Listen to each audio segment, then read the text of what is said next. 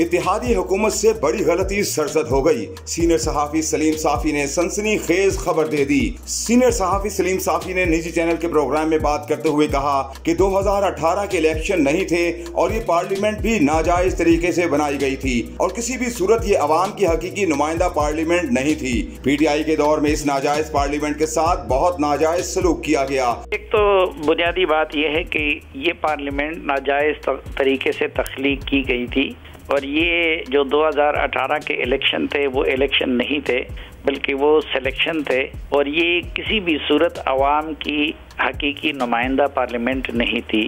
तो नाजायज़ तरीके से जब किसी चीज़ की तख्लीक हुई हो तो वो बाद में अगर कोई अच्छा काम भी कर ले तो उसको हम ज़्यादातर अप्रिशिएट नहीं कर सकते।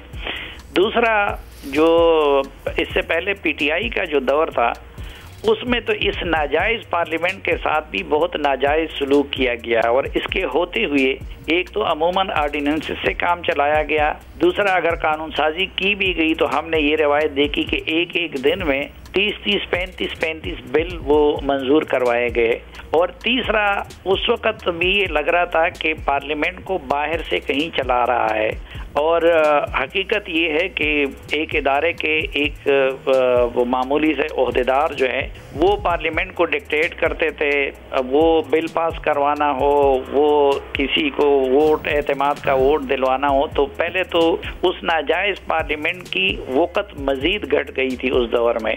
अब जब बाद में नून लीग, पीपल्स पार्टी, JUI और ये जमातें इंक्लूडिंग अख्तर बैंगल साहब और मोहसिन दावड़, इन जैसे लिबरल ख्यालात के हामिल लोग थे, जब वो आ गए तो पहले तो उनको ये चाहिए था कि वो इस नाजायज़ पार्लियामेंट की उम्र को तवालत ना देते, इसको सनदी जवाब फराहम ना करते। लेकिन उन्होंने ये गलती की कि उन्होंने इसी पार्लियामेंट को दवाम दिया और उससे अपनी हुकूमत बना दी। सलीम साफी ने मजीद कहा कि इब्तदाई दिनों में उन्होंने पार्लियामेंट को सही तरीके से इस्तेमाल किया और अच्छी कानून साजी भी की गई, मगर आखिरी दौर की कानून साजी बल्कि PTI दौर जैसी लगी। ये कानून साजी 16 माह की हुकूमत में शामिल लोगों के लिए मुस्तकबिल में एक दाग रहेगा और ये भी उनके दामन पर एक दाग रहेगा कि उन्होंने एक नाजायज क्यों सनदी जवाज फराहम किया और उसकी उम्र क्यों बढ़ाई।